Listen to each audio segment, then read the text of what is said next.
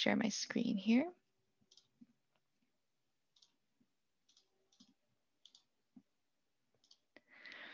All right, everyone. Well, welcome to week 4 of the MCIC series. The MCIC series is a virtual conference series offered throughout the month of March, and it is hosted by the Department of Campus Climate. We've had a lot of partnership across our institution to make this happen, and many facilitators and partners along the way to keep us going throughout the month of March. So we want to thank everyone for their time and commitment, and also to you all as participants for continuing to engage. I shared this in our presentation this morning or this afternoon, but we have over 530 participants, or those who have registered for the conference, which is above and beyond our expectations. And that means that the word has gotten out, and, you know, we're just really appreciative of the support and engagement. So as we get started here, Kaden is going to share our community standards in our chat. One thing I will ask at this time is to please mute your microphone when you aren't speaking now and throughout the presentation. This is respectful to others participating and also to our presenter.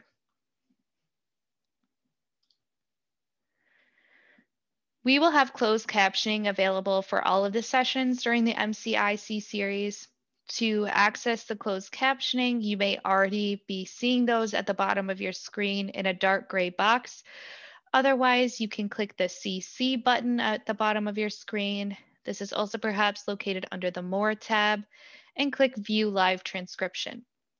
If you have any problems accessing closed captioning, please message Kaden or myself in the Zoom chat throughout this session. As a reminder, most of the sessions during the MCIC series will be recorded, and this session right now is being recorded. This is being done to make the sessions accessible to those who cannot attend live, and specifically those outside of our institution as well. The recording will be available up to 3 business days after the live session occurs on our Campus Climate YouTube channel. You can find many of the recorded sessions already listed there, and we will work as quickly as we can to get this one posted as well. If you have questions, comments, or concerns related to the MCIC series either tonight or at any time throughout the month of March, please message us publicly or privately utilizing the Zoom chat. We will also be monitoring our Campus Climate email address, so you can email us at any time, either through tonight's session or at any time as well. Before I introduce Frank King, I just want to share logistically that Kaden and myself will be monitoring the chat throughout this session.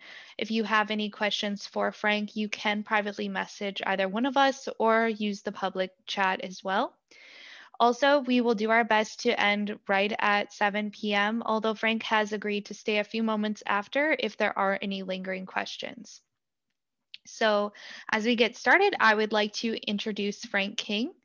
His topic tonight is History of White Supremacy in Asian American Communities.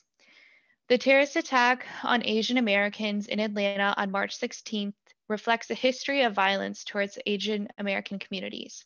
This discussion will address this history and connect to the increase of hate crimes towards Asian American communities. This session is part of the MCIC series course led by Dr. Frank King. Frank King is an executive director in the Division of Diversity, Equity, and Inclusion, special assistant to the Chief Diversity Officer, and an associate professor and program coordinator for the Ethnic Studies program. I would now like to turn things over to Frank King. All right. Thank you, everybody. Hello. Thank you, Emily. So I'm going to, as I'm putting this screen on for the share, wanted to just bring up about these are some depictions, and I wish we had more time to really discuss the details of some of these depictions of Asian Americans throughout our history, particularly with pop culture. When it comes to pop culture, we are heavily influenced by pop culture. Some people ask whether it's the art imitating life or life imitating art. I think it's a little bit of both. And we can see, based off our historical narratives of Asian Americans and people of Asian descent in our society, this is how reflective of this in our pop culture, but it's also influential in this pop culture image is kind of amplifying and spreading the ideas of stereotypes of Asian American communities. So before I start, I want to say that I teach ethnic studies, and I've been doing so for about 17 plus years. And I've been talking about and teaching about white supremacy and systems of oppression towards people of color in general as an umbrella term. My primary area is African American studies, but I also look at other communities, non-white communities, and their systems of oppression that have impacted them over the centuries in the United States. And so I want to say that I am not necessarily an expert in Asian American history. If you want that expertise, I would definitely recommend you talk to Dr. Dong Bister, my good friend and colleague, and Dr. June J. Lee. And they have expertise that far surpass my knowledge of this topic. I defer to their expertise in every way, shape, and form. This session, it was originally for students enrolled in the MCIC series course. There was a course that's taking place right now, and it's intended to discuss that session, that these the materials that taking place during the MCIC series.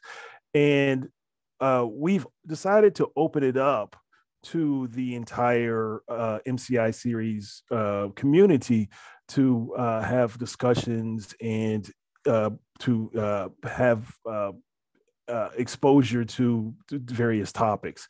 So we wanted to just open this up for everybody. So this presentation is partly based off of information I teach in my ethnic studies courses. So we go back to March 16th, and we had a terrorist attack in which a shooter goes to 3 spas or massage parlors. He kills 8 people, 6 were women of Asian descent. And I am saying that this is a terrorist attack. And a lot of people don't want to use the term terrorist attack, which I think is very problematic because we'll talk about why it's problematic in a second, but it also shows a trend of violence towards Asian communities over the past year throughout the United States and throughout U.S. history. So I want to go into the official definition of what terrorism is. And this is the one from the FBI. So we don't necessarily have one set definition in our United States government. Is like, this is what the true definition of terrorism. But I'm going to use the one by the FBI.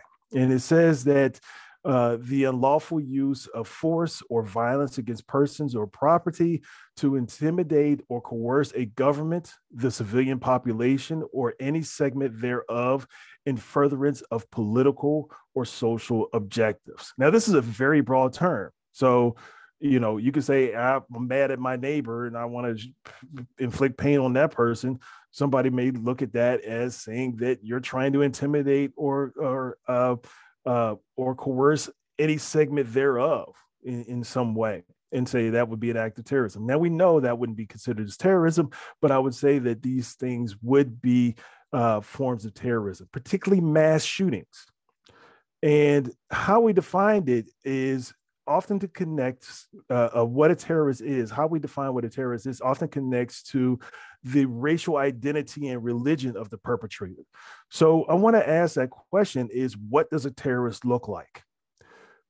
When we think of the term terrorist, what is our collective image? What is our individual image of what a terrorist looks like?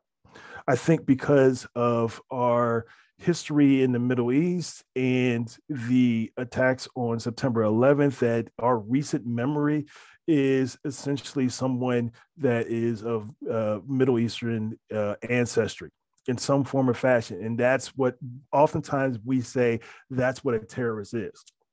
And I want to bring up is, are mass shooters terrorists? Now we look at these, and these are all individuals that are mass shooters. Now, there are three people on here, and I don't like using the term people because they're despicable individuals, but there are three of them that are of Muslim or Middle Eastern descent. Those three were labeled as terrorists. But there are others in here that are not labeled as terrorists. So I want to ask that question once again: what does a terrorist look like?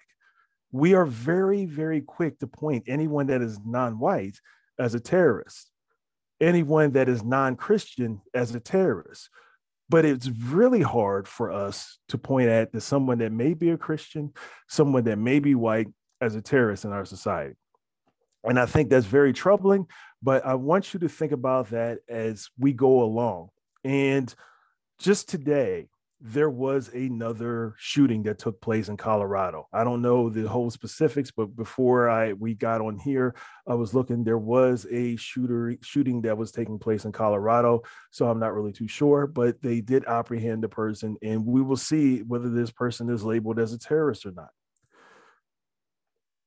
Now, we want to talk about Asian American bias and violence that has taken place. And this was something that was, I want to say, as a result, the terrorist attack that happened last week is a result of multiple years and multiple instances of bias towards Asian Americans and people of Asian descent in the United States. So just in this year, since the amplification of COVID-19 in March 2020, when we shut our nation down, there was a recorded of 3,800 anti-Asian bias instances, right? So every state in the United States, including Washington, D.C. Now we look at these, that there are verbal attacks, and then there is deliberate avoidance or shunning, physical violence, and some of the physical violence has been reprehensible. I'm not going to give the details about them, but they have been very, very graphic and appalling and disgusting. And refusal of service, not letting people in buildings, not letting people in restaurants, not letting people in certain workplace situations, and barred from transportation. Like Uber drivers and taxi drivers would not pick people of Asian descent up. And also, this is something that's relatively really important, is online harassment. And we could say right now that women make up 68% of all of these reports. So the violence is not only racially motivated, but also gender motivated. Now, how does this happen? Now, we could look at this through our media. And these are some instances that have taken place, or not instances, but these are some articles that have taken place, op-eds. These are all from oftentimes popular news magazines or online sources that are showing something that's happening. China is growing. They have the dragon. They use the stars of the Chinese flag, and they're talking about all of these things that's amplifying this geopolitical increase that is taking place of dominance by the Chinese government.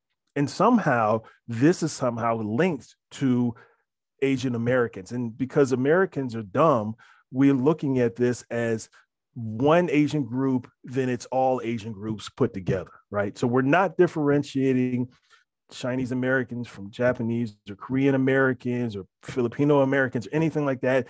When we talk about this, Chinese, that's all as an umbrella. loading all Asian groups into that. And there's something about that lumping. Please be mindful about that and understand that lumping as we go further along. So why the increase? All right. So we can say COVID-19, right? So we have the anti-Asian rhetoric connecting to Asian communities because of COVID-19. We have politicians and media figures saying that the virus is created by Asians. It was created by the Chinese government. It's spread by all Asian groups, right? So we have this massive hatred towards Asian communities based off of this ridiculous assumption that they are somehow responsible for the spread of this virus or the creation of this virus. Right. So you have during this time, President Trump, former President Trump, contracted the virus. And you can see up here, up top, when you see this graph, once he contracted it in October 2nd, you see it amplified. The anti-Asian and the conspiracy theories become amplified further and further in our society. Now, Donald Trump, during the time at the same night as that shooting, he was invited by Fox News, and he still repeats the China virus. Now, during the March 8th discussion that we had, we talked about the rise of how media, particularly conservative media, has amplified and become a gateway drug for white nationalism in our country. And what I want to show you here now is a video that's taking place of this. Let me share the screen first before I put it up. But I'm trying to show you this video of from different news organizations, particularly Fox News, specifically Fox News, but different individuals in Fox News, using a violent rhetoric of blaming and accusing Chinese and Asian Americans as being the cause for the virus. So if you can watch this, please. It is absolutely wrong and inappropriate to call this the Chinese coronavirus. I assume you would agree with that. Yes. Now, this is the China coronavirus. Gosar described the coronavirus as, quote, the Wuhan virus, which is, of course, a perfectly accurate term. But now China says you can't say that because to say that is, wait for it, racist. China launched this whole thing, and it's been weaponized on the rest of the world. Don't forget, the media is gaslighting everybody because if we call it a Chinese virus or the Wuhan virus, they're saying that that is now racist. You called it the Wuhan virus, and that's an accurate way to depict where it's coming from. Talking heads have wasted hours upon valuable hours yammering, not about the virus and its potential victims, but about how it's racist to tie the coronavirus to China. China doesn't want people identifying it with China, and a lot of people on the left also don't want China to be identified with this virus, and that's a problem. This is the Wuhan virus. It is the Wuhan virus. Now they've got the Wuhan virus. How dare we call it the Wuhan coronavirus? You're not hearing about that because you're hearing that calling it Wuhan, the Wuhan virus, is racist. This is what they're wasting their time on. Actually, I prefer to call it the Chinese coronavirus, and the full title is the Chinese Communist Party's coronavirus. Xenophobia? People are dying of a plague?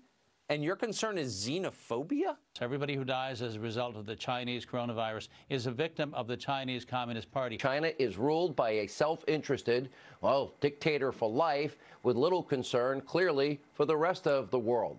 But fear not, back here in the U.S., we do have the best doctors, the best scientists, the best medical researchers, the best technology, and we have a president now that is committed to doing, as he said tonight, whatever it will take to save American lives. After North Korea, China is the most racist country in the world. They created it, and we're supposed to laud their handling of it? Are you kidding me? Zero Hedge was a website that was showing the truth about that and its origins in China. Italy isn't authoritarian like China, and it's not backward like Iran.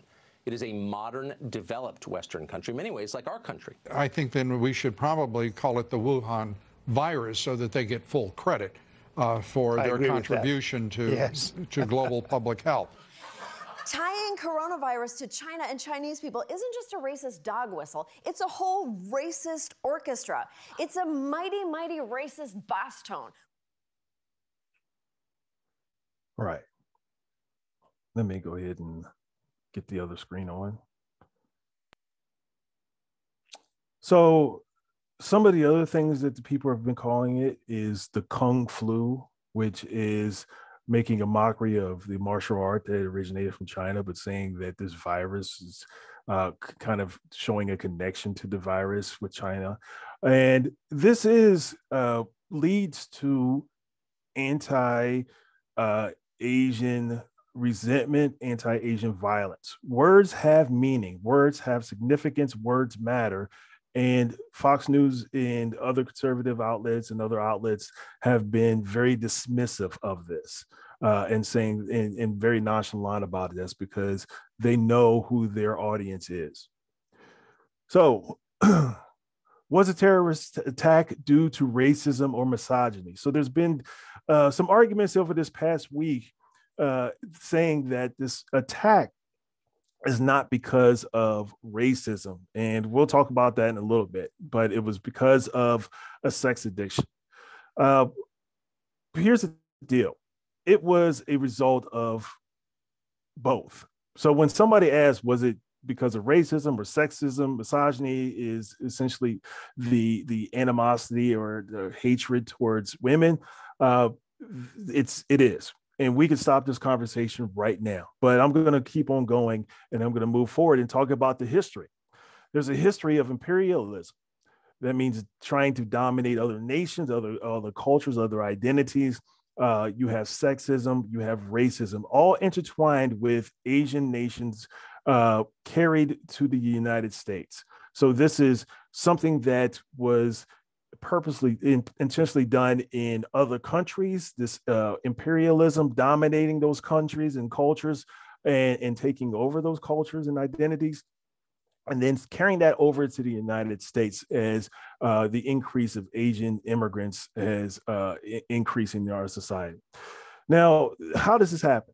Now, there's the United States military actually encouraged sex workers in the industry of sex workers in parts of Southeast Asia, Korea, and they did it for the benefit of U.S. troops. There's an actual thing in the military that people used to say is, R&R, rest and relaxation. Well, there was also a more kind of other coded one called INI, intoxication and intercourse, right? So the sex work industry in Thailand was a result of U.S. military members going to, particularly the United States Navy, going to Thailand for recreation during times of war, the Korean War and the Vietnam War. Same thing with Britain and China. There was a creation or expansion of the sex work, and there was no sex work in the Philippines before the Spanish came and took over that nation. All right, so we have a correlation of this imperialism that takes place of taking over other countries and then utilizing women as tools for the benefit of the imperial power. And then you have the history of anti-Asian language. We have this idea of speaking English in America. You have to speak English. And we can talk about language in the future if you have any questions or anything like that. And we also have violence, and we also have laws that were purposely created to stop Asian immigration in the United States. Now, I want to start talking first about the history of racism, but I want to talk about two terms. And the first one is nativism. And what nativism means is the favoring of established people established for generations in a nation and restriction of new arrivals, right? So you don't look like American. What does an American look like? Same thing with what does a terrorist look like? We're also asking, what does an American look like, right? So we focus on the us as opposed to focus on the them as opposed to us. They are doing something. I don't know what they're doing, or I know what they're doing and I don't like it and I don't like them. Whoever them are, that's the thing that we don't like, right? So but they don't look like us, right? And I'm putting us and them in quotations. And we can see this regarding racial and ethnic nationalism, right? So language discrimination that we have. This idea that people need to speak English, and if you don't speak English, even though the United States does not have an official language, that somehow you're looked down upon, or you're even vilified, or even could be physically attacked. All right, so there's tons of videos we can look at to show different people being attacked for just because they're speaking their host language or their home language. Asking the question of where you're from. Think about that. You know, when people ask you where you're from, depending on oftentimes with your racial identity, then you're saying, well, I'm from Green Bay. But then do you ever get to ask that question saying, where are you really from? And this is something that people who are often non-white, especially Latinx communities, Asian American communities, and even indigenous communities, Native Americans, the original Americans, get asked that question of where they're from. Because once again, what does an American look like? Do they look like an American? So what I'm trying to say here is the idea of Americanism is equated to whiteness. And so we have xenophobia. And xenophobia is the extreme dislike and fear of other nations, cultures, and identities or religions, saying that this is an invasion. These people are dangerous. They're bringing drugs and crime. They're rapists. And so therefore, we need to stop this from happening. We need to get rid of them. So there's a different thing that takes place with xenophobia. And I always like using xenophobia and nativism the same, because I think they're intertwined. You can't have one without the other, particularly in the United States. So here's some examples of nativism and xenophobia. These are some political cartoons over here to the side. And of course, this is one of the ones that people were talking about regarding Dr. Seuss. Dr. Seuss has been in his estate has said that these are some problematic images, and they're getting rid of those. Some others that they're getting rid of. But then you also have these others, right? So the xenophobia, the fear of an invasion taking place. And once again, you see white women here as the victim. And that's always put in that place of being, we have to protect the greatest asset to white society, which is white women, or looking at them as something that's put on a place on a pedestal. All right. So you have all these exclusion acts. You see the one at the top where they're showing that it's like somehow an infestation. They're much smaller, and there's an infestation with them. You have the Chinese wall for some round. So once again, this idea of building a wall, that's what we have to do to stop this invasion from coming. So we see very similar things that we hear today that's taking place in the past. So in the 19th and 20th centuries, we had Asian communities, particularly Asian Chinese Americans or people of Chinese descent, were accused of bringing opium, hookworm, and the bubonic plague. So they're bringing drugs, they're bringing crime, they're rapists, all this kind of stuff. The same thing that we have heard in recent memory, we're also same thing that that we're seeing in the past. And it's accusing women of being prostitutes. Right. So Asian women are somehow linked into prostitution, not just some. I'm talking all Asian women are being linked at this time as being somehow, or in a different way, different light, either as sex work or as being sexual deviants in some way. And we'll talk about that in a little bit. And then we have what's called yellow peril, which is the fear of influence and domination of Asian peoples, right? So being unclean and unfit to be Americans, they're not looked at as Americans. They're not depicted as Americans, even if they are Americans. So we have Asian Americans that have been here longer than many of our ancestors. So Irish immigrants, they came here, a lot of them came here before Irish immigrants, or Italian immigrants, or Polish immigrants.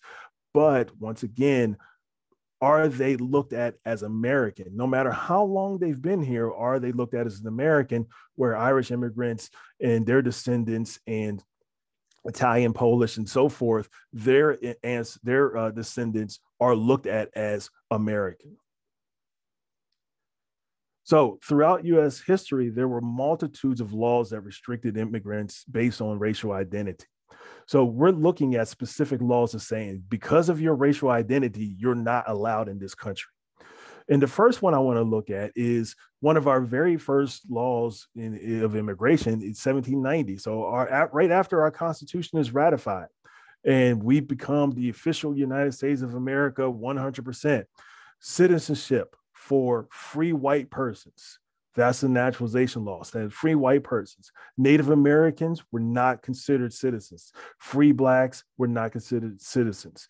Asians were not denied citizenship, right? So once again, our culture and our society and our US history is based off of American identity being equal to the concept of whiteness. And anyone that does not fit in that category is not considered a real American. For most of our history, and even today, a lot of people would say, hey, well, go back to your country. You know, even if there are multiple generations here established in the United States. So we have the first one, all right? So we have a labor shortage that takes place in China, in the United States, and Chinese laborers, the ones who built the railroad, the ones who worked in mines in the West, they were crucial to the building of the United States as what it is today. They were crucial, and they were very important to the creation of the United States. And this law basically is called the Chinese Exclusion Act, and it banned Chinese laborers because there was an economic downturn, and they said, well, these people are taking our jobs away. Even though they've already worked the jobs, but because new immigrants were coming, because people were, white Americans started moving further to the West, then they were saying that this group is taking our jobs away. We need to get rid of them. We need to stop them. The United States government created a law to make sure that we, for a specific period of time, did not allow any more Chinese immigrants to come to the United States. And those that did come, those that were here had to have their papers, right? So it's a still similar thing that we've had today of show me your papers, show your proof that you belong here. Then we have the 1924 Immigration Act, and this one banned all immigrants from Asia. Anyone from the Asian continent were not allowed, right? So you had quotas on some European nations. So Irish immigrants, Polish immigrants, Italian immigrants, and others from so-called less desirable places, where there were quotas on those because it took a generation or two for those particular immigrants to come here and be assimilated into the United States and be allowed into the concept of whiteness. And so therefore we didn't want them to come in full force. But there were other people from other countries like Britain and France, Germany, that were given, their quotas were a little bit more generous than some of those other European nations. Because remember, when it comes to the concept of whiteness, Italians were not considered white at that time. Polish people were not considered white. Jews were not considered white. Irish were not considered white. So when they came here, it took us several generations for them to be allowed into this concept of whiteness. And this law particularly was celebrated and applauded by Hitler. So Hitler writes in his sequel to Mein Kampf, it was an unpublished document, Mein Kampf Part 2 or whatever the hell it was, but they applauded, Hitler says that it's an effort to exclude the foreign body of strangers to the blood of the ruling race. And I will say this, Adolf Hitler was influenced by some of the policies that took place in the United States. Now, how race comes into play with this is that some people were even going to the Supreme Court to be identified as white.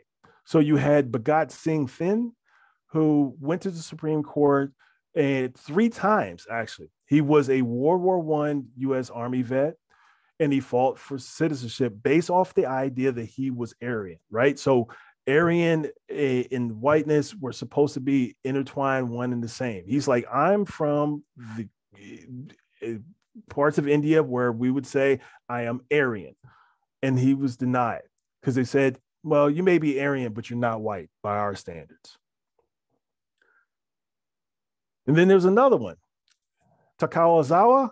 And he in 1922, and he lived in the United States for a long time. He lived, and his family was here established. And he was very, very pale skin. So when we talk about white here, we're talking about skin color itself.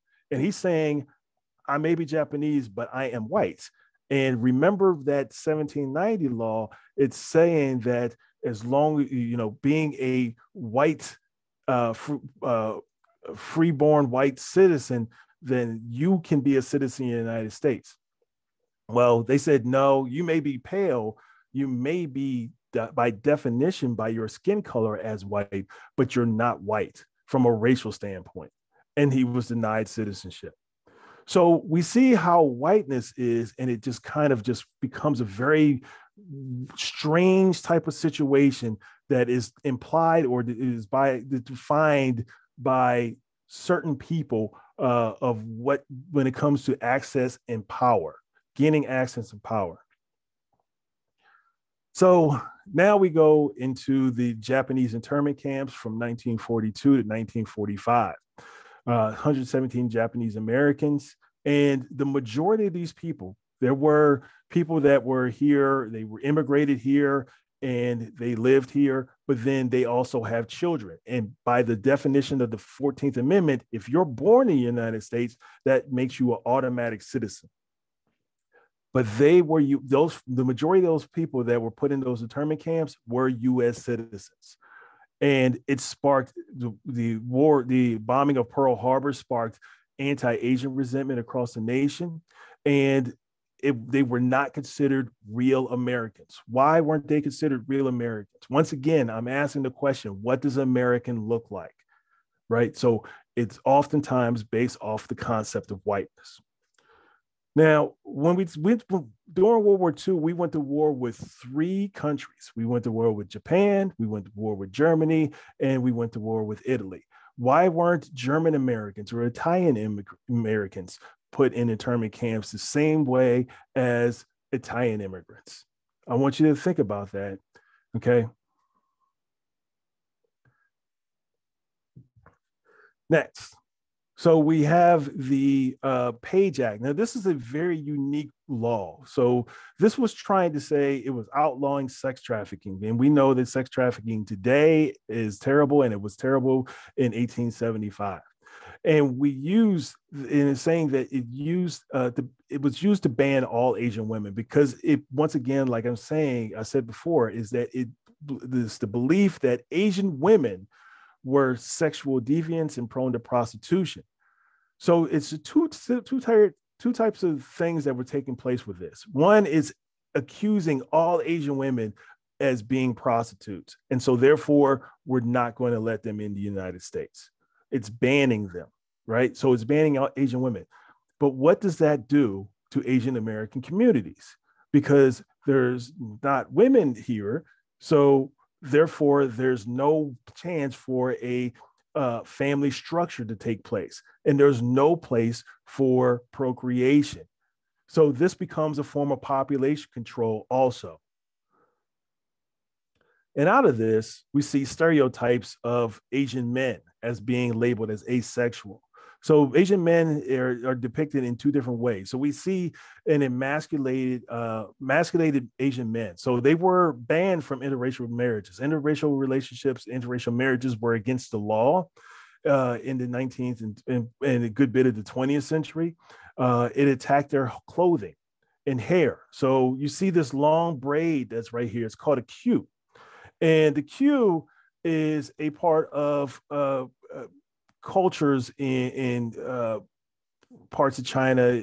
And what takes place is when they come here to the United States, that's not something that men are supposed to do, right? So that's looked at as a form of feminization in our society, in the United States. And we actually had laws called pigtail ordinances that would stop and say that you could not have a queue, right? So there were multiple stereotypes of saying that Asian men were feminine, the way they dressed, the way they looked, the way their hair was, and also stereotypes about their genitalia, right? So but there was also a different type of stereotype of somehow we need to protect, once again, white women with this, and stereotyping of Asian men as hypersexual, labeling them as deviants, as immoral, right? So Asian men get attacked in two ways from this, and saying that they're either asexual, they don't have sex at all, or they're hypersexual and prone to sexual violence and deviancy.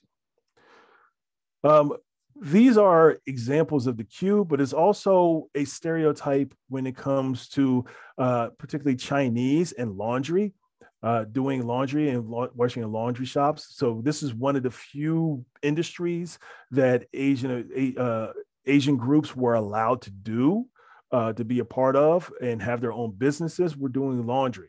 And we could see along with here is stereotypical images. You see the cues once again, but you also see an attack on their facial features, an attack on their cultural identity, on what they wear. It's a vilification. So we're using pop culture through images as a vilification of Asian men.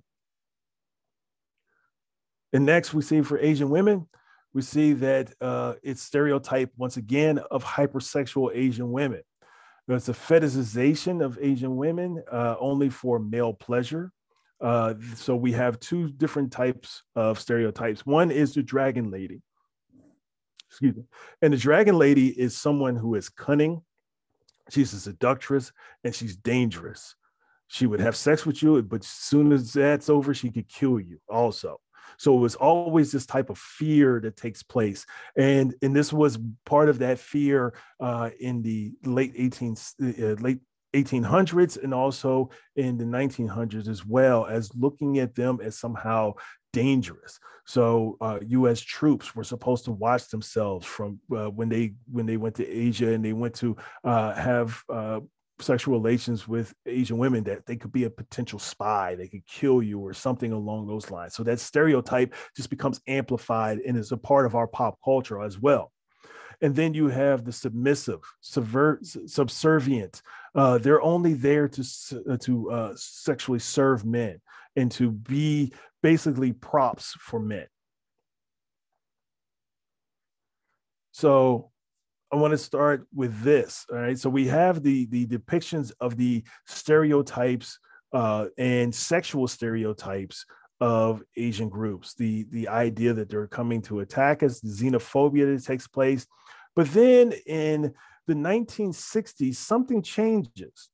Our immigration laws start to change, and we allow people from the Asian continent to come in the United States. And that was also in the 1940s and 50s, but really gets amplified in the 1960s. And it's a stereotype that the model minority myth. And it's a stereotype that Asians are the racial group that made it in the US, in the United States, right? So they worked hard, they're educated, all this kind of stuff, that they somehow made it. They're living the American dream. They pulled themselves up by their bootstraps.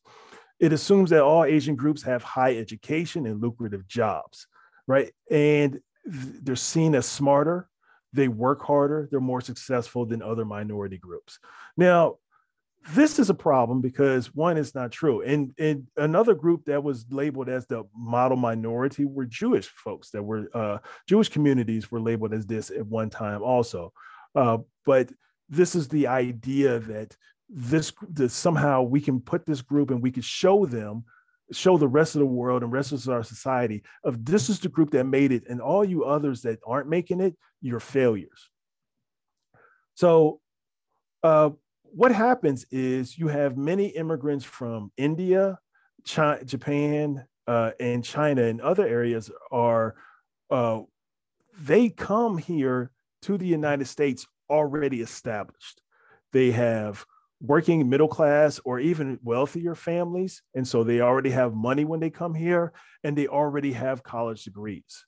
So they already are established prior to coming to the United States. The model minority myth is used to enforce the bootstrap mentality. So the bootstrap mentality is if you work hard, you pull yourself up by your bootstraps, and you just hunker down and do it, you can make it, and anybody can make it in the United States. And we're seeing, and we should have seen for a long time, that is totally false. The bootstrap mentality is a facade in our society, but we collectively believe it, right? So work hard and you'll wind up becoming the next whatever. They give the idea that racial groups, all these racial groups have the same experience. Hey, you know what? Asians made it, so how come Native Americans haven't made it? Asians made it, how come Blacks haven't made it? Asians made it, how come Latinx haven't made it? So that's how that model minority myth does it. It dismisses all of the experiences and the histories of what those other groups have faced in the United States.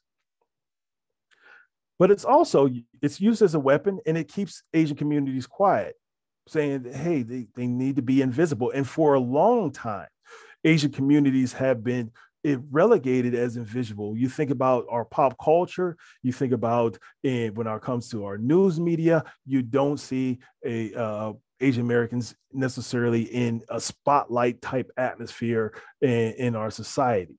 And so the idea of staying invisible, be seen, but don't be seen, right? Stop solidarity between Asian Americans and other communities, right? So this becomes a way of pitting these two groups against each other, saying that this group made it, how come you don't make it? Then obviously you have some type of deficiency or some type of fault as compared to this group. And one thing that it does is very damaging, and it lumps all Asian groups together. So remember what I said, that some groups, when they come here, they already are established. And that was part of United States policy. United States said, if the immigrants are going to come, they're going to have college degrees. So we created policies to make sure that those groups were educated and were from more established communities, right? So but it ignores the groups that do come here, that are refugees, that live in poverty, that are trying to do that idea of having a better life, and don't necessarily have an education. And so therefore they're further down in going to be able to pull themselves out of the bootstraps. They don't have boots, or they don't have straps, right? So you're talking about Hmong groups, you talk about Laotians, Cambodians, Asian and Pacific Islanders. So those groups oftentimes are not, don't have access to those things. And because of this, because we lump all Asian groups together, we say, well, they don't need any help because they're going to make it, and they've already made it, and they're perfectly fine. So you have a lot of those communities that need assistance, but they're not getting it because of the stereotype of the model minority myth that we propagate on all Asian groups.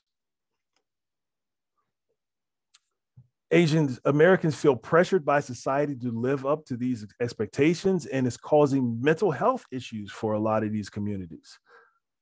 So you live and you're told by our society that, hey, you're just smart, and it's just automatically part of your genetics in some form or fashion. And next thing you know, you don't make it, whatever that is. Then what does that do for that person? I'm somehow inefficient. My racial identity as a person, I'm somehow inefficient. And that's causing a serious number for Asian people in Asian American communities that are facing that mental health crisis based off of the idea of the model minority myth. Now, what I want to go back and try to lump all this together. Now, we talk about the terrorist attack, and white supremacy allowed this terrorist attack. And what I'm saying is, I'm going to repeat this again, white supremacy allowed the terrorist attack to happen. How is this? Well, first of all, we're dismissing and saying that racism was not a reason. We have a history of systemic racism and examples of racism that have taken place against Asian American communities in the United States for centuries, but yet we're not talking about how that has an impact on that sick individual, disgusting human being that wound up committing an act of terror. So what do we say? He had a sex addiction. Oh, okay. And then the real kicker is when a police officer, or I think he was the chief of police or something, said, hey, he just had a bad day. Let me ask you this. There's 28 people that are participating in this. Have any of us had bad days? Would we ever commit a horrendous act of terror against anybody because we had a bad day? It's despicable. And that very same officer was using he was actually selling anti-Asian materials in March. He's talking about, it was one of those things that said Corona made in China, and it was looking at the symbol as the Corona beer, but it said made in China or created in China. And he was selling shirts about that. He's a part of that problem. He's a xenophobic and he's a racist. And now he's somehow going to bring us justice? No, he's not. And that's the problem with this. He is actually saying that it has to be something else. It's not saying that the person said this. He's not saying there was no investigation. It just happened this last week. So the investigation is still going of finding out what the motives are. But he said, no, it's not race. It's easier to be called a mass murderer than it is to be labeled as a racist. So he used Asian women as a prop for his sexual desires. He had a sex addiction. No, he didn't. He's just a guy that found sex work, and found sex workers to fulfill his sexual desires. Where did he go? He went to places where Asian women were sex workers, or some of those where he was interacting with sex workers. I'm not saying that the victims were sex workers themselves. I'm saying that he interacted in establishments that did have sex workers there. So he used that as a prop for his sexual desires. And then what happened is the victims themselves get blamed for his self-hatred. He hates himself. He's a religious fundamentalist, and he hates himself because he can't stop having sex or desire of having sex and going to sex workers. So what's he going to do? He decides he wants to take it out on the victims. He wants to inflict violence and pain on the people that he thinks are the cause of his desires. There's historical similarities to this, right? So we talked about the stereotypes of Asian women in our society, in our histories, in our culture, right? It's ingrained in that. It's ingrained in our pop culture. But then and also we see that some seem more concerned about his murder, about this person, than the human beings in the family, right? And I really do think it's like they're covering up for him. I think that police officer that tried to say that he had a bad day was covering up for him, right? So he's just a kid that messed up. Some people have said, it's just he's a kid with some mental health issues. Mass shooters do this all the time. They kill people all the time, but yet they're somehow saying, hey, it's just a kid that he's just going through some stuff.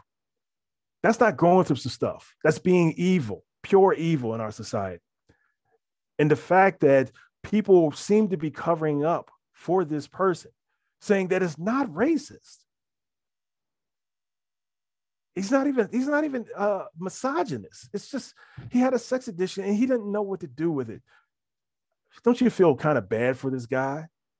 That's the way some of our people in the media are promoting this idea that it's not his fault.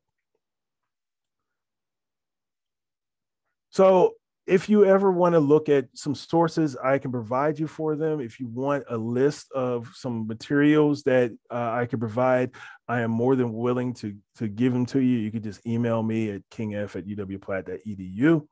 And these are a list of books, and these are 3 books that I've used in doing this type of discussion.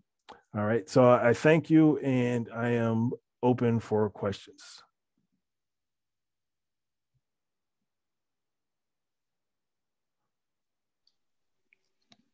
Thank you, Frank. I know that Kaden got some questions throughout this presentation. I don't know if we want to start there. Would that be okay? Yeah, and I feel like the questions I have are in a really natural order that follow your presentation. So we'll just go down the line. The first one that came in was when you were talking about mass shooters, largely being white men. And so should school shootings and or the acts of Kyle Rittenhouse be considered acts of terrorism as well, was the question. I think they should be. Why are they committing such a heinous act? And it is to base off of that definition by the FBI, it should go along with an act of terror. And if we do label it as terrorism, then maybe we could do something about it instead of just saying that, thoughts and prayers or whatever else politicians or ridiculous idiots say in our media. Awesome. Thank you, Frank. All right. The next one was, what changed in society to make society change their views on AAPI folks? What made the stereotype change? When we were talking about hypersexuality, sexual deviance. So what changed in that stereotype to then the model minority? I want to say that it didn't necessarily change. It's just that the way systemic racism works, we want to depict people the way we deem fit for us, that makes us comfortable. So in the 1980s, when Japan starts becoming the economic superpower, technological superpower, and we were competing with them, we oftentimes in our pop culture had stereotypes of Asian men being very kind of like a sexual deviant, right? So even though they were a country that personified that idea of the model group of being intellectual and technologically advanced, we still looked at them as being somehow kind of weird, right? So the idea of the stereotype in the subways, fondling, young women or eating sushi off of naked women or something like that, that was oftentimes in a lot of American pop culture. So it's whatever floats our boat, fits our description. So that stereotype still existed. It's just that it went along with another stereotype that we could use. We could use the model minority myth in saying that this group is doing the right thing, and how come this other group is not doing the right thing? So it becomes as a tool or a weapon against other minority groups. Awesome. Thank you, Frank. This question came in through the Whova app. Someone commented, this topic is of the utmost importance, especially during these trying times. What can we do to continue creating a change and creating safe spaces for our Asian community members? I mean, I think when it comes to all this, and this is just my perspective, I think everybody has their own different point of view, but I think awareness of these problems actually existing. I think that's the biggest problem in our society, is that we're denying that it exists. And so we need to acknowledge it exists and push for massive types of change and recognition of systemic oppression actually occurring in our society.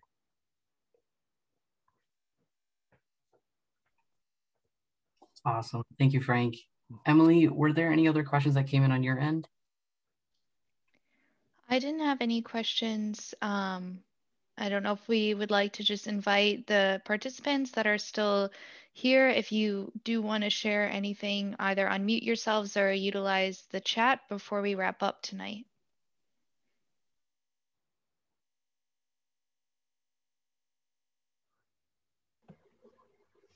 Frank, maybe I can ask a question. Irfan is speaking. Hey, Irfan. Sorry. So basically, this always puzzled me. So maybe you can answer this question. Okay. Especially people from Saudi Arabia or Kuwait, Arabian, they are technically white, considered white when they're checking the. So how did that came about? And do you know any history about that part?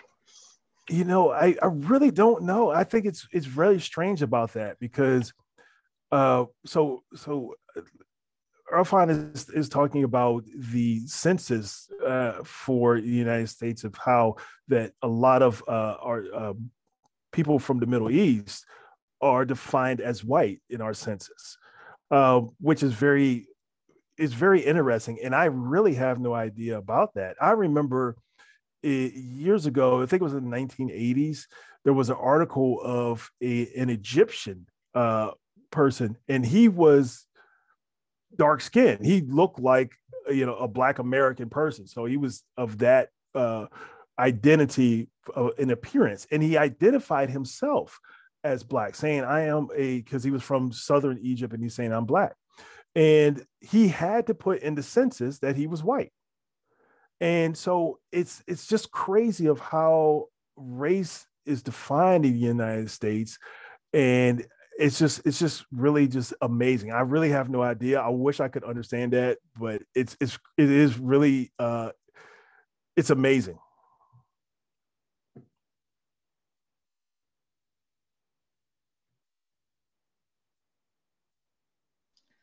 Oh, and so Emily, you brought up a good point, saying there is no racial box for them to check, and most check white as a result. Yeah. So no, actually, there was a law. I think in 2020 consensus, they are considering to change it to MENA. I think that's Middle Eastern and North African. Oh, but okay. Frank, you are right that they technically in the law they are white. It is not that they don't have a box. Yeah. Okay. Yeah. Yeah, and Frank, just to clarify, I was sharing that for Hispanic, Latinx, or Spanish folks, it's the same for them, that there's no racial box for folks who maybe in our society perceived or treated as people of color, but then when it comes to the race question, there's no box for them either. And so most actually check white because they don't know what else to check. It's bizarre. Same problem. Yeah, and how we define race has changed and evolved or devolved so much that it's astronomical. I know in Brazil they do the same thing. There's like so many different like definitions of white and different racial categories. It's very unique because it has a lot to do with power. Being identified as a specific racial group could give you some benefits in our society, economic, political, and social. I'm talking about that.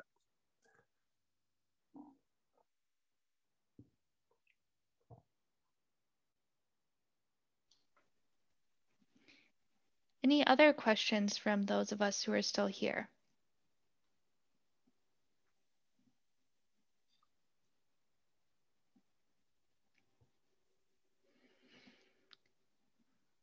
Okay. Are you okay with wrapping up then, Frank? Yeah. Thank you all for attending. Appreciate it. Yeah. Thank you, everyone. I hope that you have a great night. Thank you, guys. Have a good night. Yep.